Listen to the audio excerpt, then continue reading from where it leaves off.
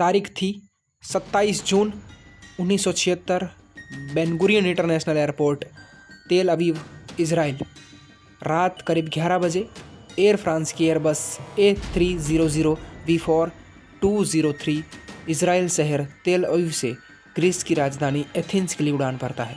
विमान में कुल 246 मुसाफिर सवार थे और 12 क्रू मेंबर भी सवार थे। ज़्यादातर मुसाफिर यहूदी इजरायली नागरिक थे। एथेंस इंटरनेशनल एयरपोर्ट रात करीब 12:30 बजे।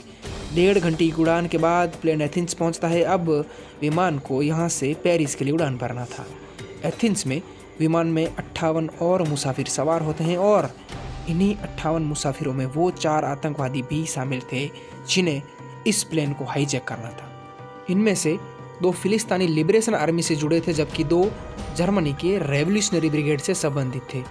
एथेंस से इस फ्लाइट ने जैसे ही फ्रांस की राजधानी पेरिस के लिए उड़ान भरी, आतंकियों ने प्लेन को हाईजैक कर लिया। शुरुआत में आतंकियों ने इस प्लेन को लीबिया के शहर बेनगाजी लेकर गए, जहां हाईजैकर्स की मांग पर इस प्लेन में फ्यूल भरा गया। 7 घंटे बेनगाजी में रुकने के बाद आतंकियों ने एक महिला को बीमार होने के कारण रिहा कर दिया। इन आतंकियों ने कई अरब देशों से इस प्लेन को लैंड कराने की मांग की, क्योंकि इनको यह उम्मीद थी कि इजराइल से दुश्मनी होने के कारण ये देश लैंडिंग की परमिशन दे देंगे। लेकिन अंतर्राष्ट्रीय और कूटनीति के कारणों से कई देशों ने विमान को लैंडिंग से साफ इनकार कर दिया। 28 जून करीब दोपहर 3 बजे थक हार कर इन हाईजैकर्स ने विमान को युगांडा के एंटबी हवाई अड्डे पर लैंड कर दिया। वहाँ का तत्कालीन तानाशाह ईदी अमीन इन हाईजैकर्स को वो सभी सुविधाएं देता है जिसकी उन्हें मांग थी।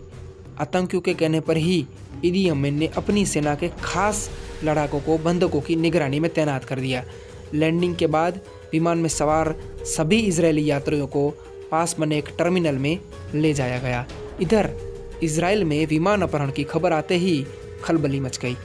आनन फानन में इजरायली सरकार ने सेना प्रमुख और खुफिया एजेंसी मोसाद के चीफ के साथ मीटिंग की। इस दौरान फैसला लिया गया कि पहले आतंकियों की मांगों को सुना जाएगा, जिसके बाद इस पर कोई फैसला लिया जाएगा। आतंकियों ने इजराइल के विभिन्न जेलों में बंद अपने सैकड़ों साथियों को छोड़ने की मांग रखी। इतना ही नहीं, ये आतंकी विदेशों में बंद अपने दूसरे साथियों को छुड़ाने और 5 मिलियन अमेरिकी डॉलर की भी मांग कर रहे थे। इसके लिए आतंकियों ने इजरायली सरकार को 48 घंटों का समय दिया था।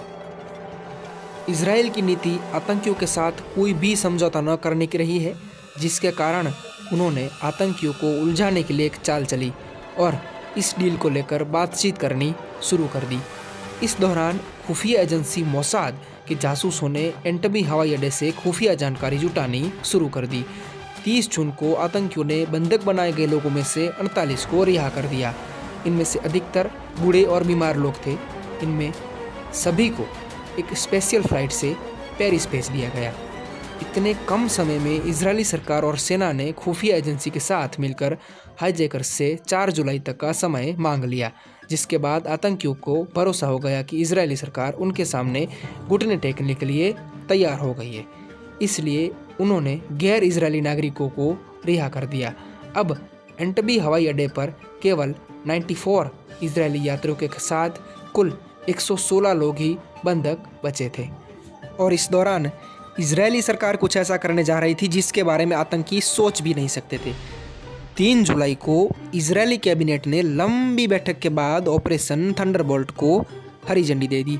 इस दौरान मोसाद ने गैर इजरायली बंधकों से कई महत्वपूर्ण जानकारियां प्राप्त कर ली, जिससे इजराइल के पास आतंकियों की तादाद और उनके हथियारों की जानकारी मिल गई थी। इसके अलावा मोसाद को यह पता लगा कि एंटबी एयरपोर्ट के इस टर्मिनल को इजराइल की ही एक कंपनी ने बनाया था, जिससे ब्लूप्रिंट लेकर इस मिशन में शामिल सभी कमांडो को बिल्डिंग के नक्शे के बारे में समझा दिया गया था। 3 जुलाई को ही इजराइल से 100 कमांडो की टीम C-130 सुपर हरकुलिस विमानों से युगांडा के एंटबी के लिए उड़ान भरता है। इन विमानों में उन्होंने काली मर्सिडीज कारों का एक दस्ते को भी लोड किया था। उस समय युगांडा का तानाशाह ईदी अमीन काले रंग की मर्सिडीज कारों से ही चलता था। इसलिए आतंकियों और युगांडा की सेना को भ्रम में डालने के लिए इजराइल ने यह चाल चली। इन विमानों के साथ 2 बोइंग 707 विमान भी थे, जिसमें एक में मेडिकल टीम थी जबकि दूसरे में यात्रियों को वापस लाया जाना था। जैसे ही ये विमान रात को एंटबी हवाई अड्डे पर उतरे, काले मर्सिडीज कारों का काफिला तेजी से टर्मिनल बिल्डिंग की ओर बढ़ चला।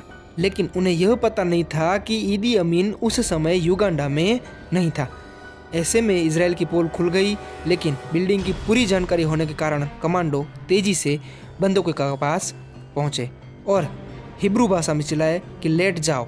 इस कार्रवाई में सभी 7 अपहरणकर्ताओं और युगांडा सेना से लगभग 50 जवान भी मारे गए, जबकि इजराइल के 3 बंदूकों की मौत हुई। आते समय इजरायली कमांडो ने एयरपोर्ट पर खड़े युगांडा के सभी फाइटर प्लेन को बम से उड़ा दिया और वहां से सारे बंदूकों को इजराइल सही सलामत निकाल कर ले गया। ऑपरेशन की पूरी ग्राउंड कंट्रोलिंग योनाथन नेतन्याहू के पास थी। योनाथन ऑपरेशन को ग्राउंड कंट्रोलिंग कर रहे थे। योनाथन नेतन्याहू को गोली लग गई और वो शहीद हो गए। इजराइल के पूर्व प्राइम मिनिस्टर बेंजामिन नेतन्याहू के बड़े भाई थे और इस ऑपरेशन में एक ही सिपाही की मौत हुई थी और वो थे योनाथन नेतन्याहू। और उसके बाद जब प्लेन वापस तेल अवीव इजराइल पहुंचा तो सभी ने गर्मजोशी से स्वागत किया। इतने बड़े कमांडो ऑपरेशन को सफलता से मोसाद और इजरायली आर्मी ने पूरा किया था। इस ऑपरेशन के बाद ही मोसाद की ज़बरदस्त इंटेलिजेंस दुनिया के सामने आई। ऑपरेशन थंडरबोल्ट को आगे जाकर ऑपरेशन योनाथन नाम दिया गया था। ऐसा योनाथन नेतन्याहू को श्रद्धांजलि देने के लिए किया गया था। मोसाद का ये ऑपरेशन यहीं ख़त्म नहीं होता है। मोसाद अपने दुश्मनों को खोज कर मारता है, क्योंकि इसके मास्टरमाइंड को ढूंढना मोसाद का काम था। और मोसाद को एक दिन पता चला कि इसका मास्टरमाइंड सऊदीया में छुपा हुआ है और एक दिन उसकी अचानक तबीयत खराब हुई और वो मर गया। और बाद में यह भी पता चला कि इस काम को अंजाम भी मोसाद ने ही दिया था। दोस्तों, आपको आज की हमारी ये स्टोरी कैसी लगी कमेंट करके ज़रूर बताएं और ऐसी ही इंटरेस्टिंग स्टोरी जानने के लिए बने रहिए फैक्ट नोटाइज के साथ।